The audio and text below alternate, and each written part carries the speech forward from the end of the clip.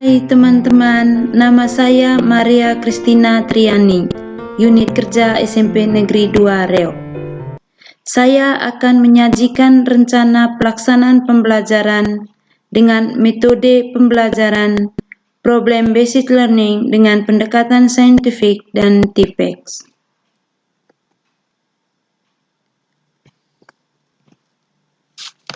Hai anak-anak, selamat berjumpa kembali. Hari ini kita akan mempelajari materi Aku Citra Allah yang Unik. Oke adik-adik, marilah kita mengawali pertemuan kita dengan berdoa. Dalam nama Bapa dan Putra dan Roh Kudus, amin. Allah yang Maha Baik, kami bersyukur dan berterima kasih atas segala berkat penyertaan-Mu, sehingga kami boleh berkumpul di tempat ini sebagai saudara. Kami mohon bantuan Roh Kudus-Mu untuk membimbing dan mengarahkan kami, supaya kami belajar mengenal diri dengan segala keunikannya, sehingga kelak kami mampu menempatkan diri secara benar dalam pergaulan dengan semua teman kami di sekolah ini, dan juga dengan sesama di sekitar kami. Semoga dalam kebersamaan satu sama lain, kami senantiasa meneladani Yesus Kristus Putra-Mu, sebab Dialah Juru Selamat kami sepanjang masa. Amin. Baik anak-anak, mari kita amati beberapa gambar berikut ini yang merupakan kado yang diberikan oleh Tuhan kepada manusia. Di sini ada 4 gambar. Yang pertama warna hijau, yang kedua warna kuning, dan yang ketiga warna merah, dan yang keempat warna biru. Dalam kado ini berisikan beberapa hal yang berkaitan dengan keunikan yang ada pada diri manusia. Yang pertama, kado yang pertama berisi fisik. Contoh fisik adalah rambut, hidung, badan yang pendek, dan juga badan yang tinggi. Kado yang kedua berisi sifat atau karakter, contohnya sifat yang baik dan juga sifat yang jelek. Yang ketiga adalah bakat, hobi, ataupun kemampuan. Contohnya bakat menulis, bakat bermain bola, kemampuan untuk berpidato. Dan kotak yang keempat adalah pengalaman, yaitu pengalaman yang menyenangkan maupun pengalaman yang menyedihkan. Adik-adikku sekalian, dari sekian keunikan yang kita miliki, ada yang menerima dan ada yang tidak menerima. Ayo adik-adik, siapa di antara kita yang tidak menerima keunikan dirinya? Adik-adik, biasanya orang yang menerima keunikannya, dia selalu merasa bersyukur, bangga, dan selalu percaya diri. Sedangkan orang yang tidak menerima keunikannya biasanya memiliki sifat pemalu, bersikap tertutup, minder, bahkan mau merubah penampilannya, misalnya rambutnya di rebonding, mukanya dioperasi plastik. Oke adik-adik, mungkin kamu pernah bertanya, apakah keunikan yang dimiliki manusia itu dikehendaki oleh Allah? Mengapa Allah menciptakan manusia sebagai citra Allah yang unik?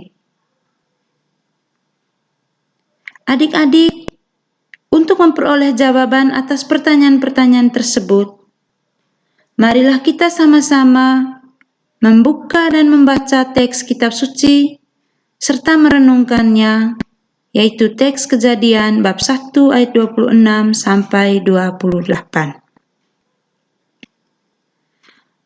Berfirmanlah Allah, baiklah kita menjadikan manusia menurut gambar dan rupa kita, supaya mereka berkuasa atas ikan-ikan di laut, dan burung-burung di udara, dan atas ternak, dan atas seluruh bumi, dan atas segala binatang melata yang merayap di bumi. Maka Allah menciptakan manusia itu menurut gambarnya. Menurut gambar Allah, diciptakannya dia, laki-laki dan perempuan, diciptakannya mereka. Allah memberkati mereka, lalu Allah berfirman kepada mereka, beranak cuculah, dan bertambahlah banyak, penuhlah bumi dan taklukkanlah itu, berkuasalah atas ikan-ikan di laut, dan burung-burung di udara, dan atas segala binatang yang merayap di bumi. Oke adik-adik, dalam kisah penciptaan dikatakan bahwa manusia diciptakan sebagai citra Allah. Artinya, manusia serupa dan segambar dengan Allah. Kata serupa dan segambar sekaligus melukiskan secara tepat bahwa manusia dan Allah berbeda. Sejauh terlukiskan dalam kitab suci, istilah citra Allah itu hanya dikatakan pada manusia, tidak dikenakan pada ciptaan Tuhan lainnya. Hanya manusialah yang disebut citra Allah. Karena manusia diciptakan sebagai citra Allah, manusia memiliki martabat sebagai pribadi. Ia bukan hanya sesuatu, melainkan seseorang. Ia mengenal diri sendiri, menjadi tuan atas diri sendiri, mengabdikan diri dalam kebebasan, dan hidup dalam kebersamaan dengan orang lain, dan dipanggil membangun relasi dengan Allah penciptanya. Sebagai citra Allah, manusia sepantasnya memancarkan diri Allah. Maka kalau Allah Maha Rahim, manusia pun harus penuh pengampunan. Kalau Allah Maha Baik, maka manusia pun harus bermurah hati. Sebagai citranya, Allah melengkapi manusia dengan akal budi, kebebasan, dan hati nurani. Kemampuan-kemampuan dasar itulah yang membedakan antara manusia dan ciptaan Tuhan lainnya. Ia adalah ciptaan Allah yang bermartabat luhur. Oke adik-adik, demikian saja penyajian materi kita pada hari ini. Mari kita akhiri kegiatan kita dengan doa penutup. Dalam nama Bapa dan Putra dan Roh Kudus. Amin. Mazmur bab 2 ayat 8 sampai 10. Manusia hina sebagai makhluk mulia. Ya Tuhan, Tuhan kami, betapa mulianya nama-Mu di seluruh bumi. Keagungan-Mu yang mengatasi langit, dinyanyikan dari mulut bayi-bayi dan anak-anak yang menyusu. Telah Kau letakkan dasar kekuatan karena lawan-Mu, untuk membungkam musuh dan pendendam. Jika aku melihat langit-Mu, buatan jari-Mu, bulan dan bintang yang Kau tempatkan, apakah manusia sehingga Engkau mengingatnya? Apakah manusia sehingga Engkau mengindahkannya? Namun Engkau telah membuatnya hampir sama seperti Allah, dan telah memahkotainya dengan kemuliaan dan hormat. Engkau membuat dia berkuasa atas buatan tangan-Mu. Segala-galanya telah Kau letakkan di bawah kakinya. Kambing domba dan lembu sapi, sekalian juga binatang-binatang di padang, burung-burung di udara dan ikan-ikan di laut, dan apa yang melintasi arus lautan.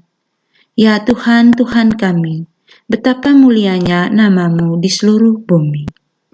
Dalam nama Bapa dan Putra dan Roh Kudus. Amin.